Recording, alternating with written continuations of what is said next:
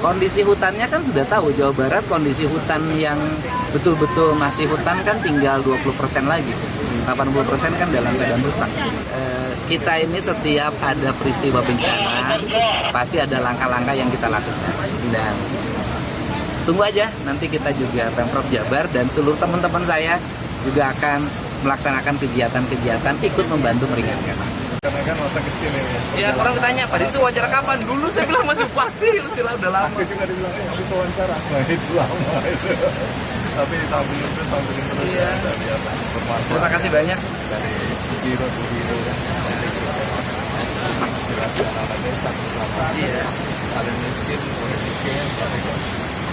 Mulai dari keluarga miskin, keluarga pendidikan tapi Harapan mana? terkait dengan kegiatan ini, bagaimana harapan Bapak untuk masyarakat? Harapannya merawat seluruh fasilitas yang ada dengan baik dan memanfaatkan untuk kepentingan produktivitas, ya kan?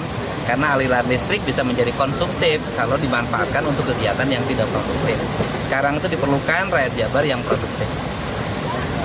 Pak Gub, izin di luar ini mengenai kejadian Sumatera, itu apakah ada donasi dari Pemprov Jabar? Kenapa? Mengenai kejadian bencana di Sumatera, ada donasi nggak dari Pemprov Jabar, Ya, Pak? tunggu saja waktunya.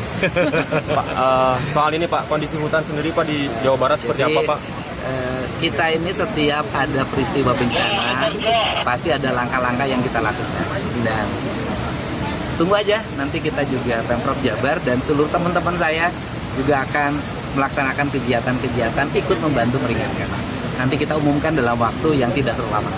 Untuk antisipasi bencana di Jabar Pak, kondisi hutannya sejauh ini bagaimana Pak? Kondisi hutannya kan sudah tahu, Jawa Barat kondisi hutan yang betul-betul masih hutan kan tinggal 20% lagi. 80% kan dalam keadaan rusak.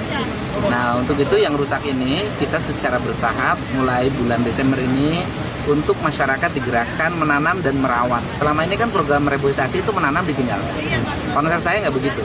Nanti setiap masyarakat memegang 1 atau 2 hektar, menanam pohon, kemudian merawatnya sampai pohon itu kokoh dan kuat. Dan mereka mendapat upah dalam setiap hari distandarkan oleh saya 50.000. Nah, itu lebih mahal dibanding upah nyangkul di daerah tertentu hanya 30.000.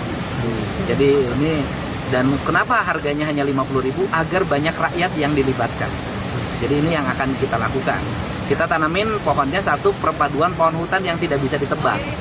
Misalnya kayak caringin, jamuju, kemudian tanjung, itu bahasa saya ya. Nah, kemudian yang lainnya pohon yang produktif, betei, jengkol, nangka. Nah, itu sehingga masyarakat dalam jangka panjang mendapat hasilnya. Termasuk dalam besok saya juga akan undang perhutani. Saya mau nanya berapa areal yang kosong. Nanti kita tanam. Terbaru Pak yang kasus Pangalengan Pak, pengerusakan kebun teh. Pangalengan sudah ditangani oleh Foresta dan kelihatan langkahnya sudah serius. Kemudian tim audit pemerintah Provinsi Jawa Barat sudah turun. Nanti kita akan menyampaikan 2 hal. Yang pertama, kerusakannya sedang berproses di Foresta dan sebentar lagi mungkin ya ada penetapan tersangka. Otak pelakunya saya sebentar lagi akan ditangkap. Ini informasi yang saya dapat.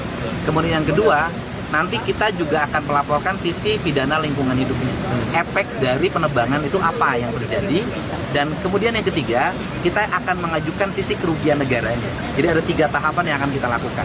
Sehingga siapapun yang berbuat kerusakan di Jawa Barat tidak perlu dilakukan. Karena apa? Karena Anda akan mendapatkan beberapa pidana yang akan kami ajukan. Berarti Pemprov menindak tegas supaya. Ya, Pak izin Pak.